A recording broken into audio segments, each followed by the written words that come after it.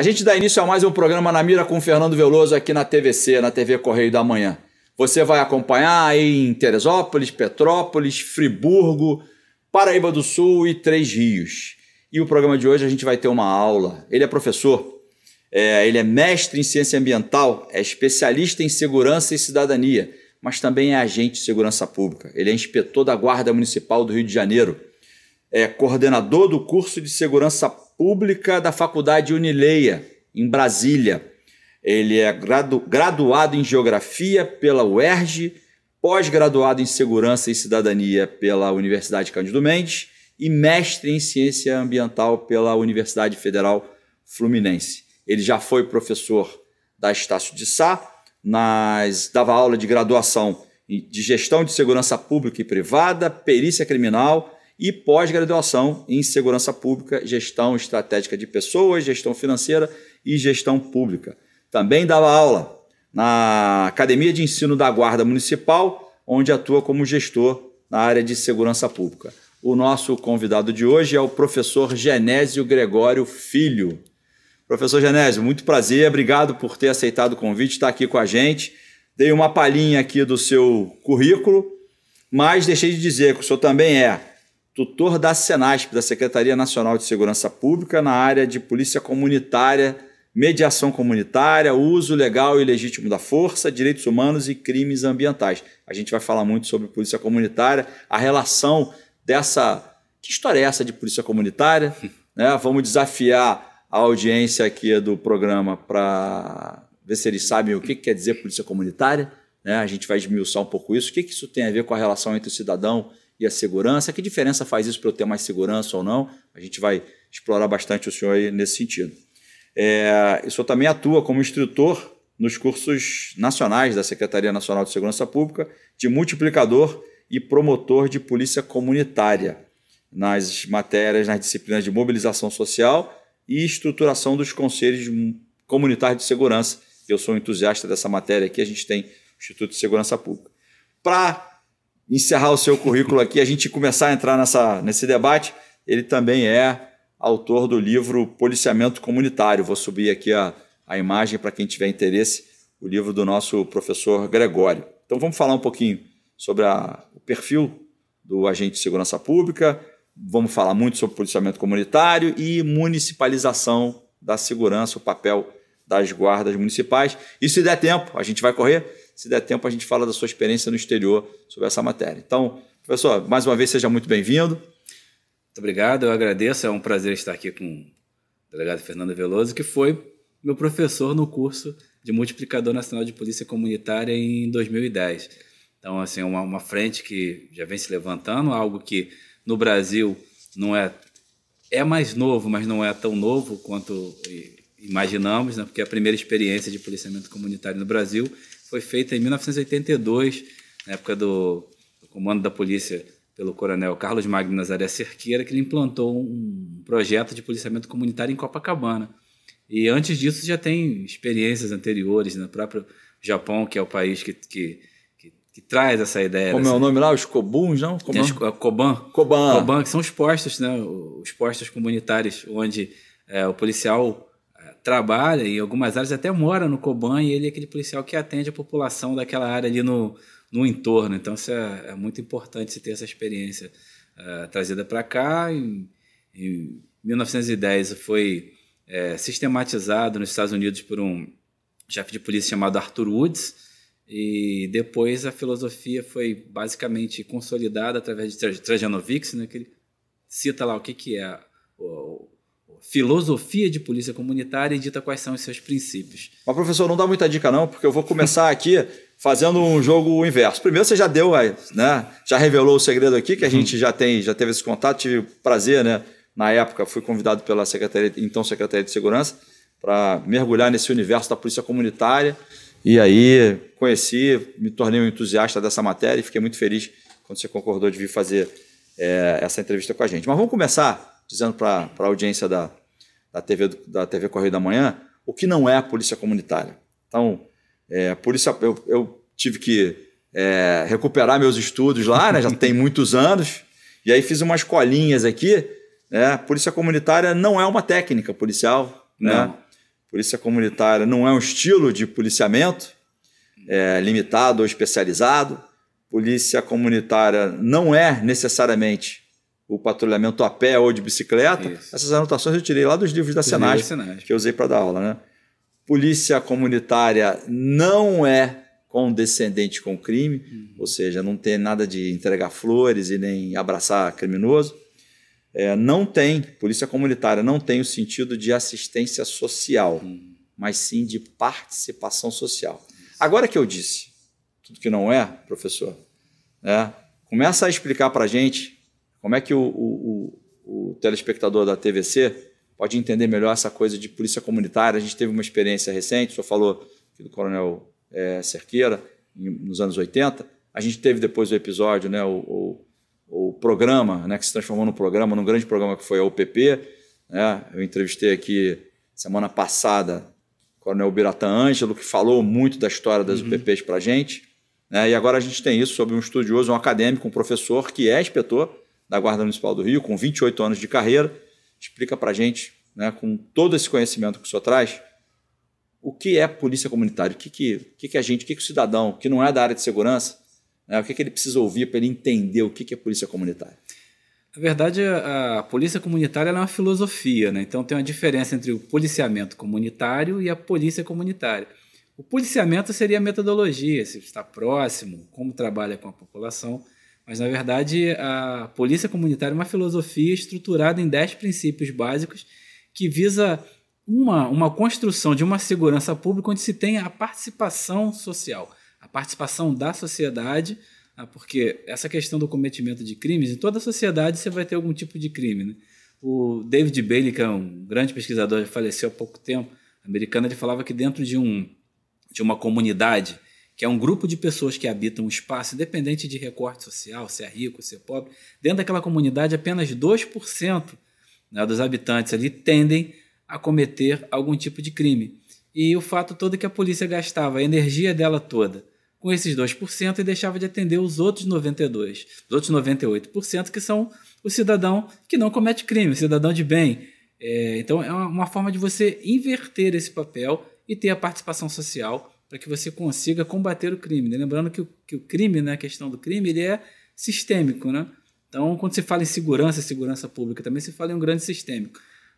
Nós somos como se fosse um grande motor com várias engrenagens, e a segurança pública ela é uma dessas engrenagens. Aí você vai colocar trabalho, emprego, educação, saúde, tudo isso, né, como outras engrenagens. E quando a máquina não funciona bem, você acaba sobrecarregando uma engrenagem específica, que é a engrenagem da segurança pública. Então, muitos problemas que não são de segurança, eles se tornam problemas de segurança.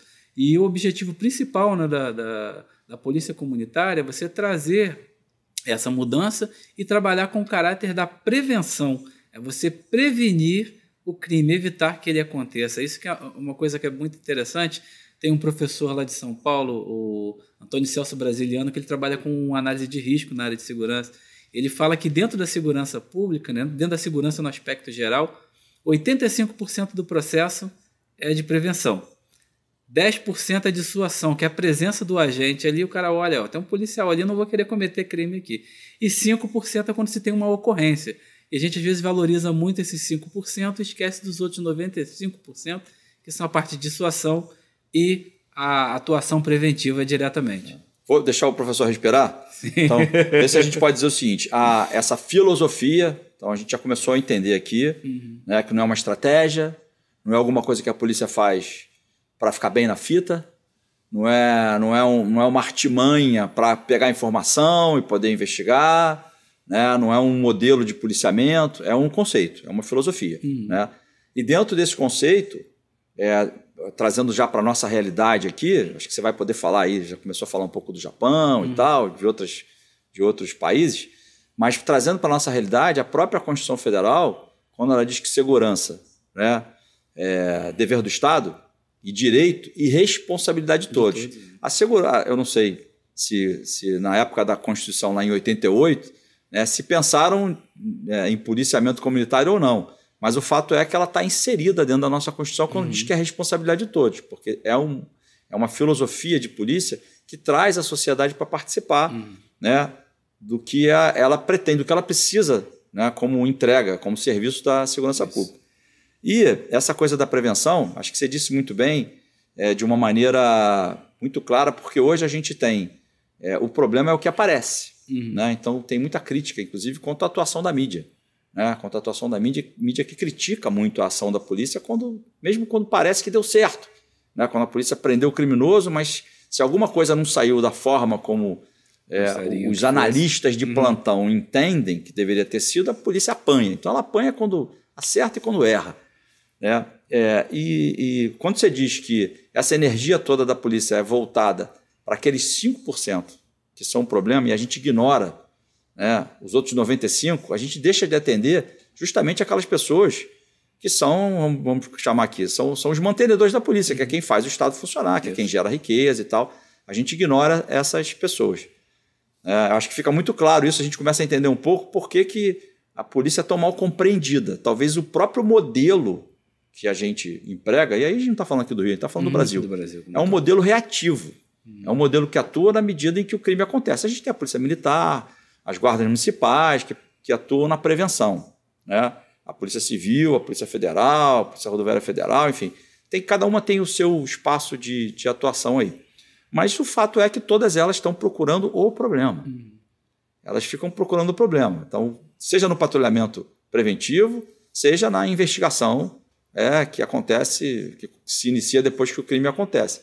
Não há um direcionamento da atividade policial para a prevenção ou voltado para o que a sociedade, para o que o cidadão pretende. E a polícia comunitária traduz um pouco isso. Sim. Como é que a gente pode representar, pode ilustrar para quem está nos acompanhando agora, como é que isso poderia funcionar na prática? Como é que a gente traduz isso na prática? Não, estou entendendo, conceitualmente é isso. É bacana, é melhor que seja assim, ouvir a sociedade, né? Ou seja, onde é que a polícia coloca a sua energia? Hoje a polícia coloca a sua energia onde ela acha que tem que colocar. Então a gente estava conversando antes aqui, no Rio de Janeiro a gente tem quase 1 milhão de registros de ocorrência a cada ano. Evidente que a polícia investigativa não dá conta disso. Se ela der conta de 1/3 disso é muito, talvez nem isso ela consiga atender. E o que ela deixa de atender, né, em grande parte, são justamente aqueles crimes menores. É o cidadão que vai numa delegacia para fazer um registro de ocorrência de uma briga, de uma discussão com o vizinho, de uma perturbação de sossego, né, de coisas que para a polícia são pequenas. O policial está ali empolgado numa investigação para desvendar, para desmantelar uma organização criminosa, né, que pratica roubo de carga, né, ou tráfico de drogas, ou milicianos. Ele entende aquilo, e aquilo é um problema grave e tem que ter atenção dele. Né? Só que todo o modelo da polícia está voltado para uma ação reativa. Né? Como é que a gente faz para implantar um modelo de polícia comunitária em que o poder público, né, tome as suas decisões estratégicas, enfim, a sua política pública seja influenciada pela opinião do cidadão? Porque esse modelo de polícia comunitária ele vai abrir uma possibilidade dessa política pública ser influenciada pela vontade do próprio cidadão. Como é que a gente faz isso ou como é que isso funciona em outras experiências que você tem conhecimento? É interessante que a gente tem que mudar, né, o modelo que nós atuamos ainda hoje. Eu falo que se nós atuamos, que eu estou diante de um delegado de polícia, trabalhamos na área de segurança pública diretamente. Então, assim, o modelo é um modelo que ele ainda é muito voltado para aquela questão do combate profissional ao crime. Você foca muito isso e depois que o problema acontece que se tem ação. É reverter, você tem uma mudança de chave, uma mudança de comportamento, vendo também que o policiamento comunitário ele não é possível em todos os lugares, dentro de um contexto amplo. Você vai escolher áreas específicas para fazer esse tipo de trabalho. É você conseguir quebrar com essa lógica e trabalhar realmente com a questão da aproximação com o cidadão. Como estávamos conversando aqui antes, né, hoje, na minha área de atuação, que é uma ponta da Zona Sul, né, parte da Zona Sul já mais próxima ao centro da cidade, os maiores problemas que eu tenho são problemas relacionados à perturbação do sossego, né, aquele bar que usa o som muito alto, ou alguém que estaciona. Problema de estacionamento é constante na porta de garagem, estaciona em vaga de idoso, em vaga de deficiente. Não é você mudar uma lógica, é você reverter essa lógica direto do combatente para uma lógica onde você pode trabalhar com proximidade. Falando em termos de experiência, né, eu tive 2017 eu fui ao Encontro Internacional de Chefes de Polícia na Pensilvânia, nos Estados Unidos, na Filadélfia, e lá eu pude conversar com os outros colegas policiais que trabalham, né, lá nos Estados Unidos, profissionais capacitados, supervalorizados e que têm um respeito da sociedade, mas não é porque assim a sociedade morra de amores pela polícia. O policial ele é o representante, ele é o braço forte do governo, ele é o representante do poder na rua. Desculpa te interromper, professor, mas ele talvez tenha essa força, esse poder todo, e a gente sabe, isso é muito comum, acho que todo brasileiro já ouviu isso. O policial que vai para o exterior, ele é recebido, né, com glória. Aqui, né, enfim, ele padece.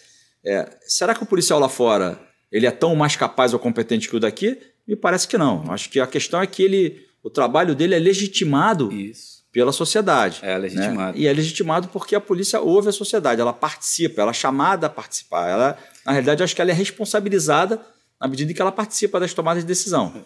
A gente poderia dizer isso. Certamente. Na verdade, assim, essa questão, como eu falei, que o sistema de justiça criminal deles é muito ajustado. Então, tem estado que o policial está na rua, ele prendeu alguém, ele já conduz direto para o presídio e o tribunal já ao lado do presídio, a pessoa sai ou fica. Então, esse sistema, como ele trabalha muito bem azeitado, faz com que as pessoas respeitem aquele policial que está na rua, porque ele é representante do Estado. E você tem a questão da participação social muito intensa. Então, eu fui num evento, que era um encontro de chefes de polícia, você tinha uma feira de segurança imensa, e dentro da feira de segurança você tinha um congresso com pesquisadores universitários do país todo, não só dos Estados Unidos, de outros países que trabalham em segurança pública, discutindo temas voltados para a polícia. E assim, é interessante, você vai numa feira, né? Temos exemplo aqui da maior feira que nós temos, que é da América Latina, que é a LAAD. Você vê equipamentos mais voltados para a defesa do que para a segurança pública. Não, lá você vê equipamentos voltados para a segurança pública, do armamento, a viatura, uniforme. Agora, o mais interessante, de 570 expositores que tinham no centro de exposição, 97 eram universidades e cursos, né? Organizações específicas que trabalham com a questão do trabalho policial, de formação, especialização.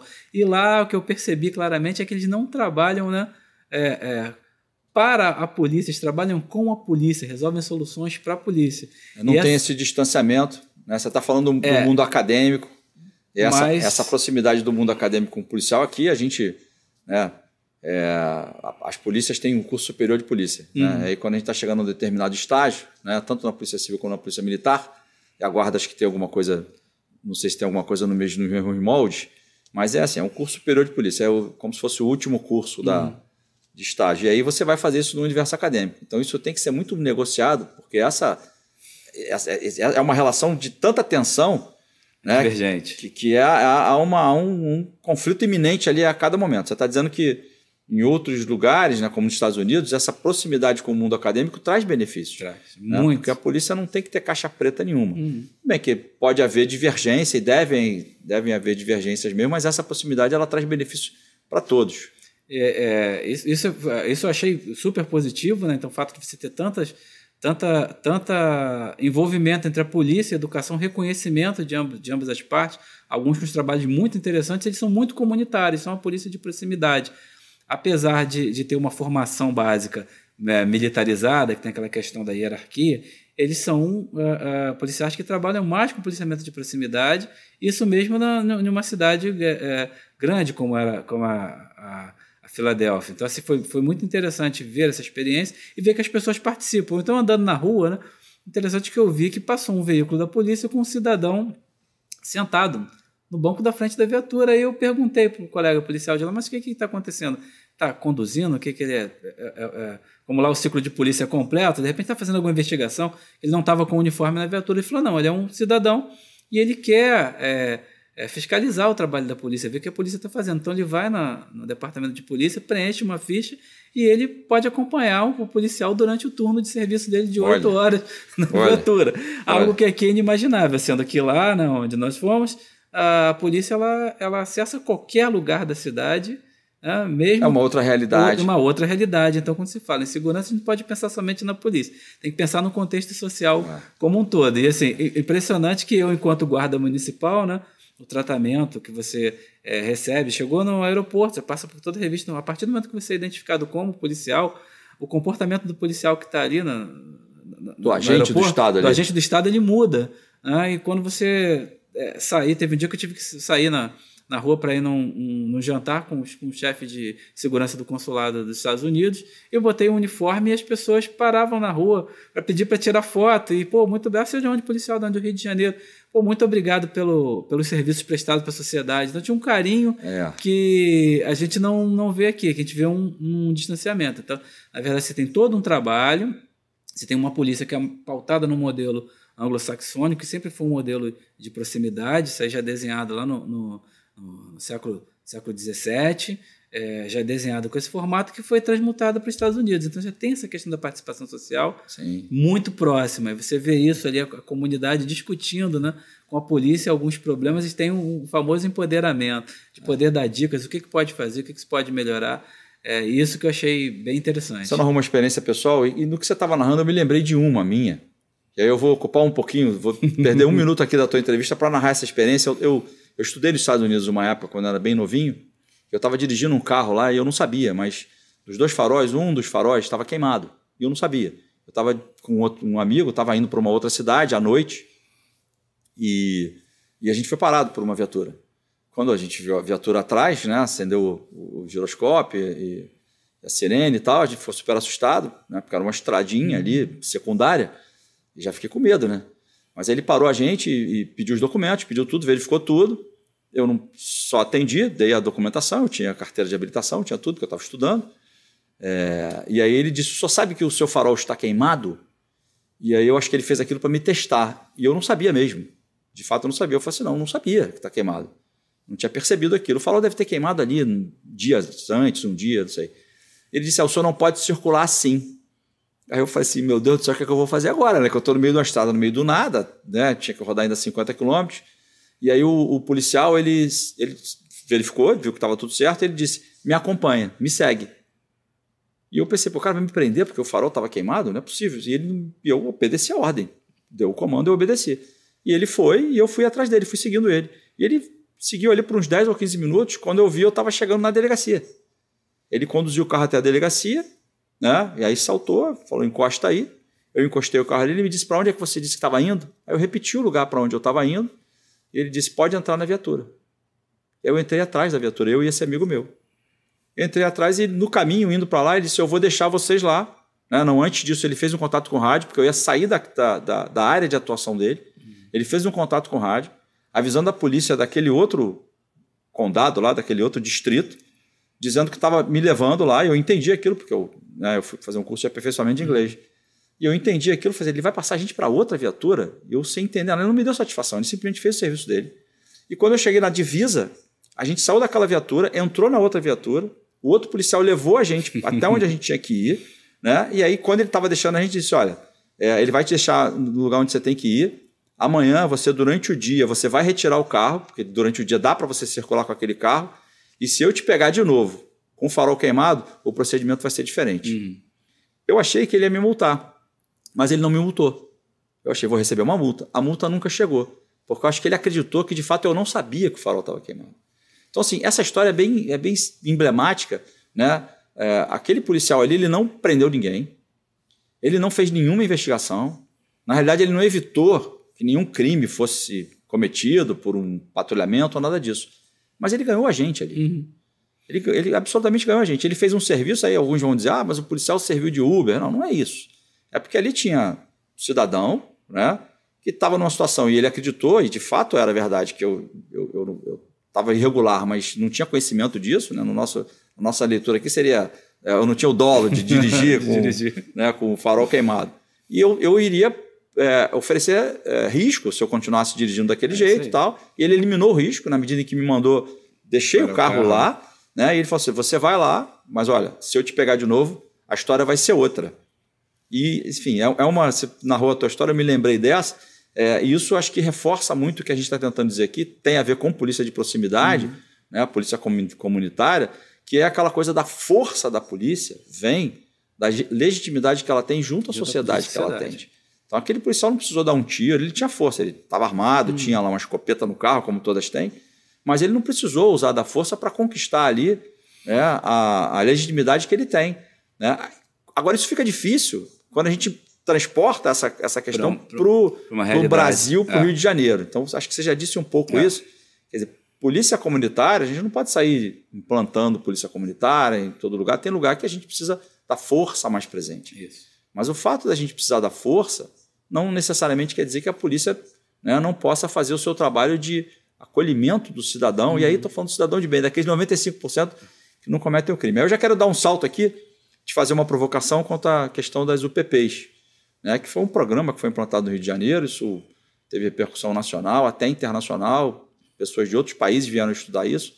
E eu queria saber da tua análise, assim, a UPP tinha um pouco de polícia comunitária. Né? Talvez, policiamento comunitário. Policiamento comunitário, né? Melhor dizendo.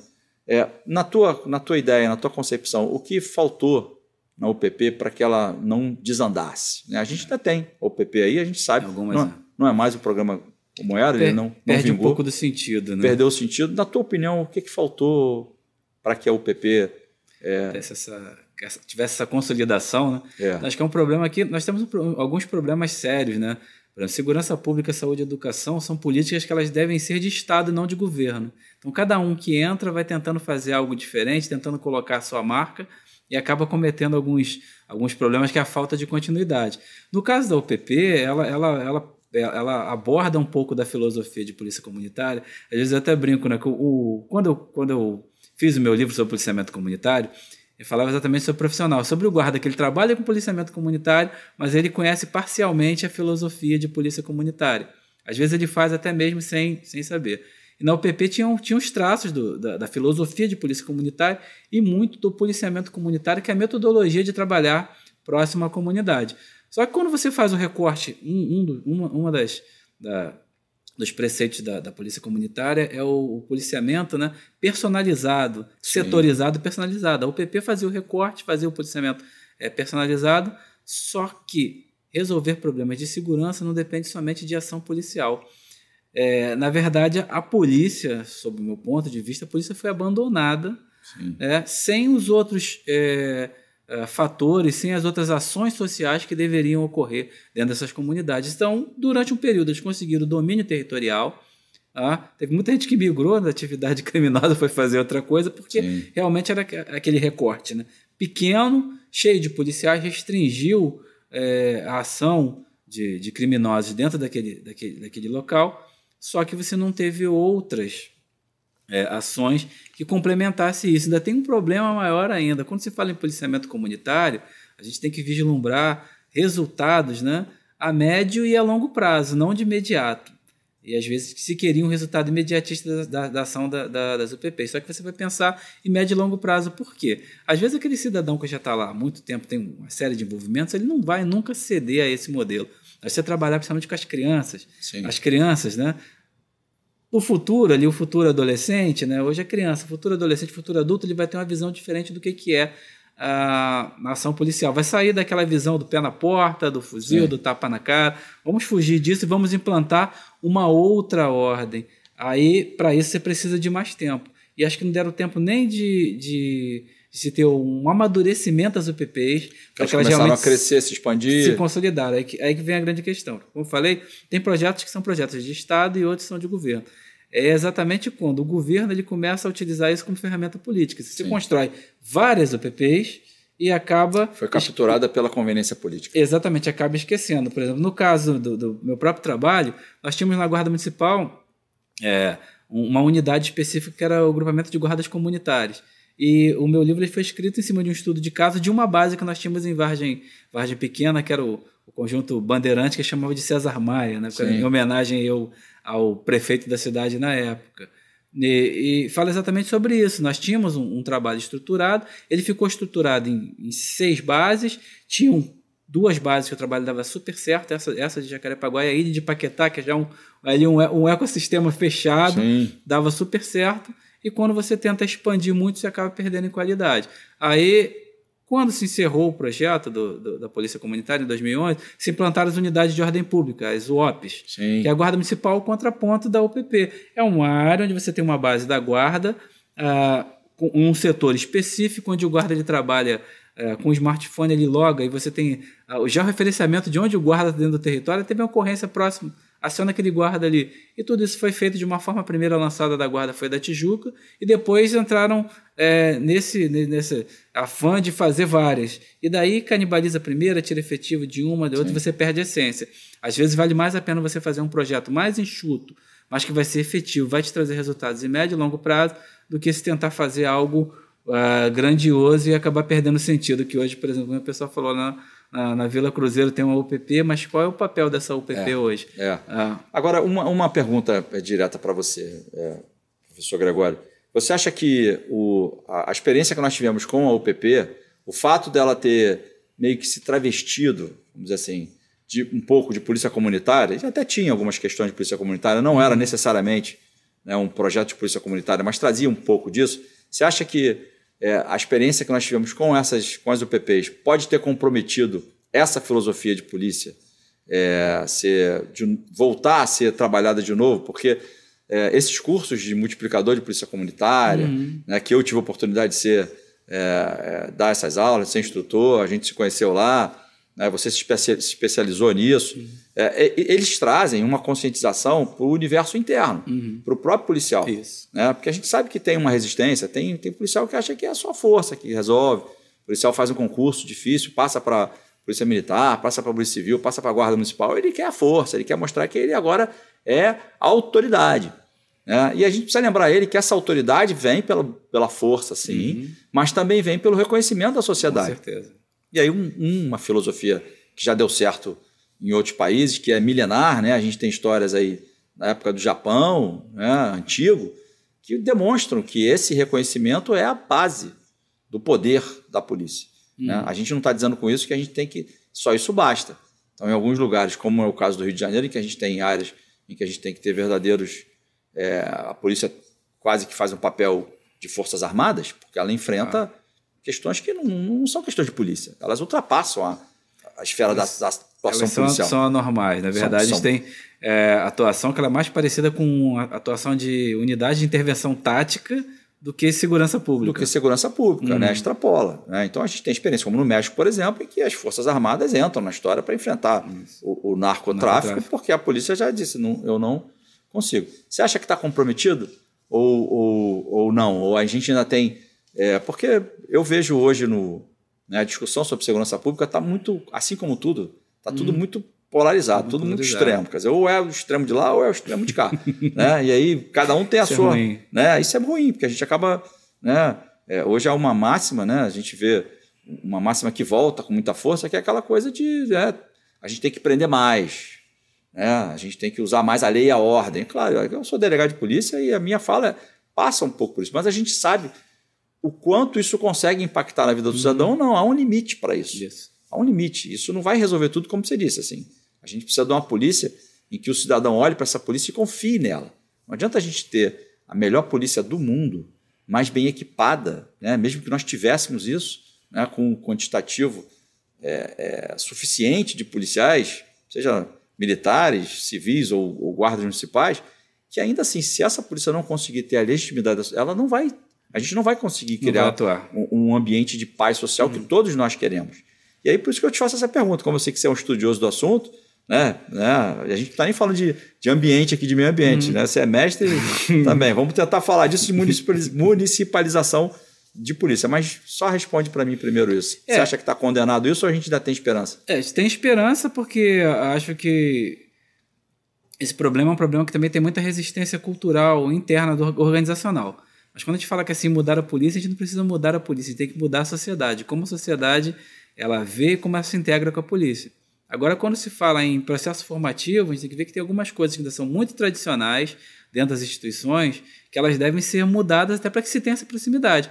Porque a visão, né, que, como falou, que tem unidades que trabalham basicamente como grupos de intervenção tática, que se trabalham numa guerra, e isso é basicamente uma visão do militar, de força armada, né? Aquela questão de eu tenho que estar ali, tem um inimigo específico, eu tenho que eliminar esse inimigo. E às vezes isso é traduzido para a segurança pública. Sim. Acho que essa chave que precisa ser mudada, mas não é algo que a gente consegue fazer com uma canetada. Né? Eu lembro que teve um determinado governador para a nova polícia, aí muda o adesivo, mas não mexe no conteúdo. Então tem que se pensar de uma forma mais ampla e com resultado para médio e longo prazo. A gente ainda precisa passar por várias gerações, não só de policiais, para se mudar. Lembro quando falavam muito aqui no Rio de Janeiro em fazer a fusão, fazer a polícia de ciclo completo, fundir a polícia civil com a polícia militar. Pode fundir as duas e vai demorar uns 30, 40 anos para você ter realmente uma nova polícia. Sim. Porque a cultura de ambas as instituições ainda vai permanecer ali latente durante muito tempo. Então, tem essa esperança, sim, mas depende de ações que pensem segurança pública como sistema e para médio, com resultados para médio e longo prazo. O imediatista, a gente já sabe como é que as coisas funcionam. Teve um governador que disse que em 6 meses resolveu o problema da segurança. Não precisa ser muito antigo, precisa ter muito cabelo branco para lembrar dessa história. Em 6 meses eu vou resolver o problema da segurança. Eu vou te fazer uma colinha aqui, porque você está falando de polícia comunitária, e aí eu extraí lá daqueles livretos lá da Senasp o seguinte, quais são os elementos da polícia comunitária? Acho que a gente já disse isso aqui, mas está organizado. É a prevenção do crime baseada na comunidade. Isso. Então não é a prevenção do crime baseada no olhar da que a polícia, ou na prioridade que a polícia elenca. Um outro elemento é a reorientação das atividades de patrulhamento. Então esse patrulhamento ele é reorientado a atender essa necessidade da comunidade, não da mancha criminal só. Porque a gente trabalha somente com mancha criminal, que é algo que é extremamente dinâmico. Dinâmico, e muda. E deixa de atender aqueles outros 95% que são os nossos clientes. Exatamente, assim, é o cliente da segurança pública. Aumenta a responsabilização da polícia. De fato, acaba aumentando a responsabilização da polícia, porque ela acaba tendo um compromisso maior com o cidadão. Né? Porque para atender a necessidade dele ali, se ele apresenta essa necessidade, a polícia tem. Porque hoje a polícia tem que combater o crime. Então o crime acontece, a polícia chega depois, investiga, vai estar sempre devendo, porque, como você disse, crime sempre vai ter. Né? E a polícia não está atendendo a demanda daquele cidadão, ela está enfrentando o crime. Aí as pessoas vão pensar assim, mas o delegado ficou louco de ver, né? Porque então como é que a polícia não vai enfrentar o crime? Não, a gente não está dizendo isso. Ela continua enfrentando o crime, só que ela passa a ter um olhar voltado para a necessidade do cidadão. Como é que a gente faz isso? Aí a gente precisa estudar a polícia comunitária, precisa se debruçar, já fica a sugestão do teu livro aqui, né? Para quem quiser conhecer melhor. Né, a gente vai fazer um sobrevoo aqui sobre esse assunto. Né? A mudança de viés, né? A mudança de olhar sobre tem alguns preceitos que ilustram um pouco isso. Por isso que eu estou lendo aqui. E aí diz aqui também, olha, um dos elementos, a descentralização do comando. Isso. Quer dizer, dá um poder maior à ponta para esse policial tomar a decisão. Eu lembrei do meu exemplo lá, dirigindo lá com o carro com o farol queimado. Se fosse aqui, no Brasil, aquele policial teria cometido crime. Né? A gente poderia dizer até que ele prevaricou. Porque ele deixou de me autuar e tal, mas na realidade o poder que ele teve ali foi um poder, né? Foi a descentralização do poder. A gente aqui faz o contrário, talvez muito até por conta dessa questão militarizada. Hierarquizada. Na verdade, você não consegue fazer um bom trabalho no topo se você não ouve a base. Então aquele guarda, o policial que está lá na ponta, né? Até falando no policiamento comunitário, o cara está lá no setor dele, ele viu um bueiro com a tampa aberta. É um problema de segurança pública? Não, mas pode se tornar. Pode se tornar. A partir do momento que alguém que sofreu um acidente cai, aí ele entra em cena. Então ele vai, vou entrar em contato com o órgão que é responsável para fazer essa manutenção aqui e evitar que o problema aconteça. Uma poda de árvore por causa de iluminação, o local está muito ermo, está escuro. É um problema de segurança pública? A princípio, não. O problema que é aqui na Fundação Parque de Jardins. Mas passa a ser, mas pode refletir. Se tornar. Eu vindo para cá, eu reparei, né? Eu reparei por acaso que tinha, né, não havia poda nas árvores e tinha sinalização do trânsito, inclusive, que estava encoberta por isso. Então pode se tornar um problema de segurança pública, até a gente está falando de tiro aqui, violência direta, mas de acidente de trânsito também. Né? Gera outros fatores. Outros fatores. E o último, né, que eu acho que é o mais interessante aqui, que é o policiamento orientado para a solução de problema. Isso também é um dos preceitos da polícia comunitária. Quer dizer, o policiamento passa a ser orientado para a solução do problema. Que problema? Os problemas que vieram dessa interação com a comunidade. Né? Fala um pouco para a gente também dessa coisa do conselho comunitário, que você também é... Né? Dos conselhos comunitários de segurança. Na verdade, aqui no Rio de Janeiro você tem a instituição por lei dos conselhos comunitários de segurança. Cada área integrada de segurança pública, que é a área que é coberta por um batalhão, né, por uma... A delegacia, ela tem um conselho e esses conselhos têm reuniões mensais. Essas reuniões são abertas ao público? São abertas ao público, onde você tem a participação da sociedade e os membros, né, natos do conselho são as forças de segurança, as polícias, bombeiro, guarda municipal, então participam todo mês das reuniões de conselho e é nesse conselho onde você ouve, né, Houve os problemas que a comunidade tem. Não é como usar aquilo só como se fosse uma ouvidoria, uma forma de você interagir e atender aquelas necessidades. Eu trabalho na área da 2ª ISP, né, que cobre aqui Botafogo, Laranjeiras, Flamengo, Urca, Catete, Largo do Machado e Glória. A gente todo mês a gente participa da reunião e é muito legal que hoje nós temos uma facilidade tecnológica. Esses grupos que são criados no WhatsApp ou em outros aplicativos com os moradores e os representantes da segurança pública. Às vezes aparece algum tipo de problema e ele que nos informa. Nós não conseguimos abranger todos os lugares ao mesmo tempo. Sim. E às vezes está acontecendo um problema específico, nós somos informados e vamos... Traz direto pela comunidade local. Exatamente, vamos agir... A reunião do Conselho de Segurança é meio que um radar para a segurança pública. Isso, um radar é importante, é onde você tem a oportunidade de trocar essas ideias. E o que se cobra muito no Conselho de Segurança Pública são trabalhos que são voltados para a prevenção, além assim, de tentar mitigar problemas que já são... conhecidos. Na minha área de atuação específica, hoje eu tenho um problema muito grande com população de rua, né? Nós passamos por um problema econômico, o centro da cidade hoje teve um esvaziamento por causa da própria pandemia de Covid, muitos comércios fecharam e boa parte da população de rua que atuava no centro, né, como perdeu aquela movimentação, migraram para os bairros da Glória e do Catete. E como é que nós vamos resolver isso? É um trabalho que ele é exclusivo da Guarda, do Batalhão? Não, é um trabalho que é feito com a assistência social, com a prefeitura, com o Estado, que tem um é uma hotel. Rede, é uma rede que tem que ser acionada. Exatamente. Se a gente for falar só de polícia, a polícia vai fazer o quê? A Polícia Militar, a Guarda Municipal vão fazer aquela presença ostensiva, né? E aí essa presença ostensiva serve para todo mundo, né? Para o criminoso que está ali ou para a pessoa que, por acaso, está na rua e pode vir a cometer o crime. Né? Esse é o trabalho de polícia, é o que a gente vive hoje. Né? É a filosofia que a gente tem implantada hoje. Né? Quando a gente fala de polícia comunitária, eu estou sempre puxando aqui o negócio para o lado da polícia comunitária, a gente está falando de uma interação que pode vir, vindo da sociedade local, dessas reuniões de conselho comunitário, ela pode ser colocada, pode ser inserida dentro de uma prioridade a ser trabalhada também pelas polícias até através do acionamento dessa rede de acolhimento dessa população, né, que pode vir também a cometer. Aqui ninguém está dizendo que, né, são criminosos, mas parte dessas pessoas podem vir a praticar crimes. Algum tipo de crime. Na verdade, você tem uma diversidade muito grande. Então, tem desde aquele cara que às vezes trabalha no centro da cidade, mora na Baixada, não tem condição de pagar a passagem todo dia para voltar para casa e dorme na rua, como você tem pessoas que às vezes já estão com a família desestruturada, são usuários de droga. Então, é um universo que ele é muito, muito amplo.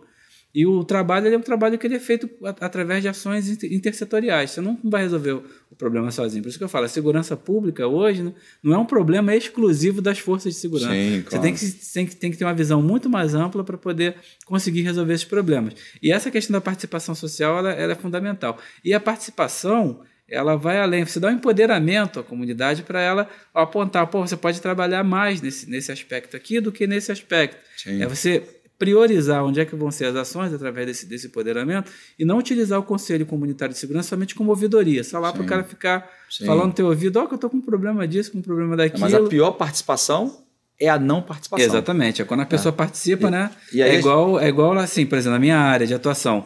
Às vezes a pessoa me manda uma mensagem, eu até resolvo o problema através daquilo que ela mandou, mas a pessoa faz o registro lá no 746, que é o número da prefeitura, né, que faz os chamados, para a gente ter a estatística do que está acontecendo naquela área. Isso também nos ajuda a fazer uma leitura sobre cada tipo de problema que você tem, qual setor que eu posso atuar, nos horários, através Às vezes as pessoas não sabem nem para onde tem que dirigir determinada reclamação. Eu participei de uma reunião de conselho comunitário, me chamaram, por acaso, até da sua região lá, né? Porque eu fui delegado da delegacia do Catete. Na realidade, foi a primeira delegacia que eu fui titular. E um amigo que participa, que é ativo, ele me chamou, eu fui com ele nessa reunião, um dos temas que foi bastante discutido lá era uma dúvida, porque as pessoas não sabiam para onde direcionar, né, aquela reclamação. E aí isso foi sanado ali, na reunião do Conselho Comunitário, porque tinha gente da prefeitura ali, tinha participantes da prefeitura. Professor, mas eu queria aproveitar, já que a gente falou de Conselho Comunitário, né, as pessoas podem saber quando essas reuniões acontecem, aonde elas acontecem. Normalmente isso circula em grupos, né, de WhatsApp, hoje é muito comum isso, mas o site do ISP, do Instituto de Segurança Pública, ele traz essas datas, essas reuniões. Todos os conselhos, todas as datas do Instituto de Segurança Pública, além de ter as estatísticas locais, e artigos também para quem quer entender um pouco mais sobre segurança pública. Muito importante lá o Instituto de Segurança Pública que promove, né? Fica a sugestão, né? A gente está colocando aqui na descrição, mas eu estou de olho no relógio, eu sabia que ia correr, ele corre mais do que a gente consegue, né? A gente não consegue acompanhar. Professor, eu queria que a gente você falasse um pouco sobre municipalização da segurança e o papel da Guarda Municipal. Você é inspetor da Guarda há 28 anos. 28 anos.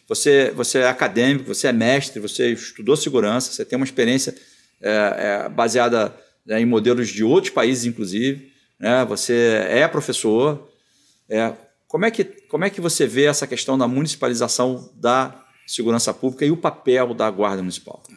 Na verdade, quando se fala em segurança pública, né, tem aquela questão do caput, do artigo 144. Eles querem botar como se fosse um rol taxativo. Agora, há pouco, 2019, a Polícia Penal também foi incluída nisso. E a Guarda está lá num parágrafo específico, né, que é o parágrafo 8º, onde fala que os municípios podem fazer essas guardas municipais para trabalhar o trânsito, a questão de bens, serviços e instalações, né, ou conforme dispuser a lei. Quando fizeram em 1988, você não tinha lei que falava sobre isso. E em 2014 você tem uma lei, que é a Lei 3022, a lei federal. O Estatuto da Guarda. É o Estatuto da Guarda Municipal que cria esse quadro de polícias municipais no Brasil. Só que, assim, em termos de legislação, nós estamos assegurados, mas falta você ter isso consolidado e tem alguns problemas técnicos e políticos que estão nesse meio que, às vezes, fazem com que esse avanço não seja tão rápido. Você vai para São Paulo, você tem um avanço muito grande da questão da municipalização. O que você considera avanço da municipalização? A Guarda, na verdade, quando eu entrei na Guarda em 1994, né, estava lá já escrito que era bem serviço e instalações. Eu já fui trabalhar na rua diretamente, ou seja, nós já nascemos, né? Você nunca foi vigilante de prédio público? Não, acho que prédio público eu passei uma semana na prefeitura assim que eu entrei. Eu sempre trabalhei ou parque ou rua mesmo, direto em Madureira, em outras áreas que eu trabalhei. Depois eu fui policiamento turístico, eu trabalhei no meio ambiente, ou seja, o papel da Guarda ela já foi suprimido. Em 88 se criou a Constituição, em 94 você já tinha algo que era feito que era bem diferente do que estava previsto na Constituição. Então ela já trabalha, ela já tem ações que são ações policiais preventivas, você tem todo o arcabouço legal que existe aí para embasar esse serviço, só que ele, na verdade, não é efetivado. O que você acha que segura isso? Tem muita questão que é política, tem interesses que são interesses particulares, né? Que acho que às vezes o interesse particular ele acaba ferindo o interesse da sociedade. A sociedade ela quer segurança, né? Ela clama por segurança e muitas vezes você fica preso, né, nesse imbróglio político e não consegue. A sociedade quer segurança, diz tudo. O cidadão quer segurança, ele não quer saber quem vai fazer. Não. O que ele quer é saber que alguém faça. Exatamente. Ele tem uma carga de tributos enorme. Ele vive assustado, ele dá um telefone para o filho, não sabe se o filho vai ser vítima de alguma coisa por causa do telefone. Se ele não der, quem é vítima é ele, porque o filho massacra ele querendo o telefone. Mas, enfim, ele quer que alguém faça. E aí não dá. Nos tempos atuais, né, que a gente chegou hoje, por acaso os indicadores criminais estão diminuindo, né, isso está consolidando, né, a gente infelizmente pode dizer isso, né, mas não dá para a gente desprezar a força, né, o potencial que tem as guardas municipais no enfrentamento à criminalidade. A questão é como a gente faz isso, qual a identidade que a gente deve buscar, qual é a melhor identidade para a guarda. Não é espelhar a Polícia Militar. Não, a identidade hoje que está na Guarda, até pelo próprio Estatuto, é essa identidade do policiamento de proximidade da ação preventiva. Então, quando eu fui, da própria experiência que eu fui nos Estados Unidos, lá você tem, por exemplo, a região metropolitana é como se fosse um condado. Tem lá os seus municípios, você tem ali a polícia do xerife.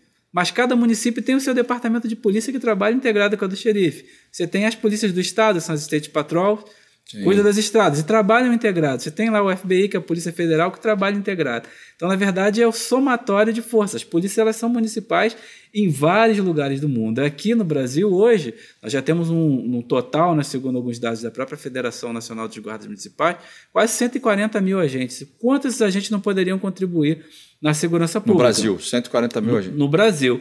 E sendo que, como eu falei, o São Paulo é uma referência. Você vai para a cidade, por exemplo, no interior de São Paulo tem vários lugares onde o efetivo da Guarda Municipal é maior que o efetivo da polícia. Então, na verdade, eles não prestam apoio para a polícia. É a polícia que trabalha junto com a Guarda Municipal. A Guarda Municipal do Rio hoje deve ter quase o mesmo número de efetivo que a Polícia Civil. Tem 6.400, sendo que desses 6.400 tem os 1.300 que são readaptados, estão fora de função fim. E a gente hoje tem um problema de falta de um turnover. Tem que renovar porque a nossa média de idade está muito alta. O pessoal da minha época, eu sou dos comandantes mais novos, estou 49 anos, fazer 50 agora em setembro. Então, tem que fazer uma renovação. E quanto a esses homens que estão aí, esses 6.400, eles podem ajudar em diversas questões. E quando o cidadão está na rua, que ele está passando sufoco, e chega alguém para atender, ele não quer saber se é municipal, federal, estadual, extraterreno, ele quer que alguém atenda. Então, na verdade, serviços são esses que você dizia, a guarda poderia fazer, além desse policiamento? Primeiro vou antecipar uma outra pergunta. Você diz que a guarda de São Paulo é referência. Por que a guarda de São Paulo? Porque ela é armada? Por isso que ela é referência? Não é porque é referência. Na verdade, ela a Lei 3022 já se enquadra no padrão deles, né? Então, a guarda uniformizada, uniforme preferencialmente azul marinho, armada, trabalhando nessa questão... Você é a favor de armar a guarda municipal? Na verdade, eu não... Eu quero te provocar com essa pergunta. Eu não posso, professor, eu não posso falar que assim, eu não sou contra ou sou a favor, porque vai ser mera opinião. É o que está previsto no Estatuto de Desarmamento, é o que está previsto... Mais de 500 mil municípios com mais de 500 mil. Mais de 500 mil habitantes, porte integral, e é o que está previsto na 3022. Então, assim, sendo legalista, né, é o que você acha que armar a Guarda Municipal, na forma que estabelece lá o 3022, ele vai trazer, certamente traz benefícios, mas traz problemas. Traz o ônus. Faz uma análise para a gente de armar a Guarda Municipal. Na verdade, o que se tem, já exerce em vários pontos a questão da atividade de cunho policial, e o que se precisa é muito treinamento, é muita doutrina para não ser o mais do mesmo, não repetir erros semelhantes.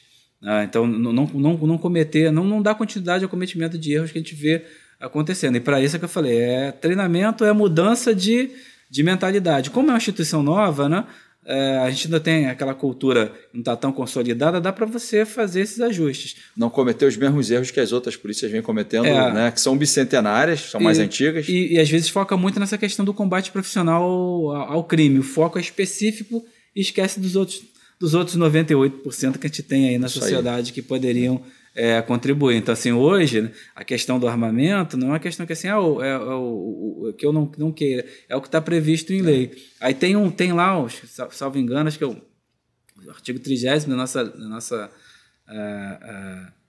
lei orgânica que fala que a guarda deveria trabalhar desarmada, mas aí tem uma lei orgânica, mas você tem uma lei federal. E como é que fica isso? É uma discussão que ainda vai render bastante. Eu te fiz essa provocação, que eu sei que é uma provocação, ainda mais você com 28 anos de guarda. Há muitos guardas, eu sei que há muitos guardas que batalham por isso, né? E a gente tem um entendimento quanto a isso. Acho que armar a guarda é uma necessidade em razão da situação de violência que o Rio chegou, mas eu sou favorável a que isso seja feito de uma forma criteriosa, sem que a guarda jamais perca, né? Como as polícias, né, tradicionais, vamos dizer assim, anteriores, perderam, né, essa proximidade com o cidadão. A gente começou o programa falando de polícia de proximidade, né, polícia comunitária. Agora, então a gente não por isso que essa discussão ela se estende, ela é bem maior. Talvez a gente possa fazer isso até no outro programa. É interessante que esse período que nós trabalhamos desarmado, né, ele nos dá um know-how de proximidade.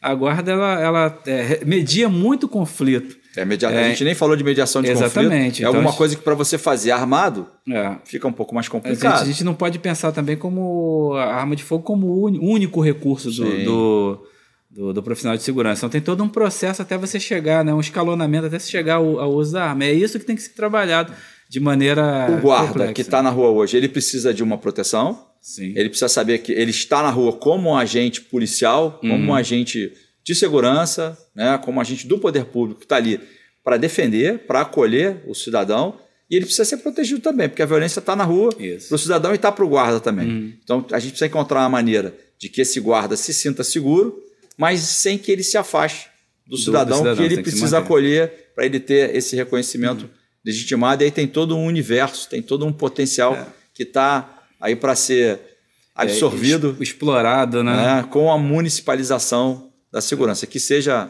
né, a polícia municipal, que a guarda seja a polícia municipal. Professor, eu vou precisar dizer aqui que a gente está terminando, a gente está estourando, o relógio está gritando ali comigo. Te agradecer uma vez mais. Eu que agradeço. Por essa participação aqui. Eu acho que eu não tive habilidade suficiente para explorar tudo que eu tinha que explorar de você. Vamos deixar esse programa com um gostinho de quero mais.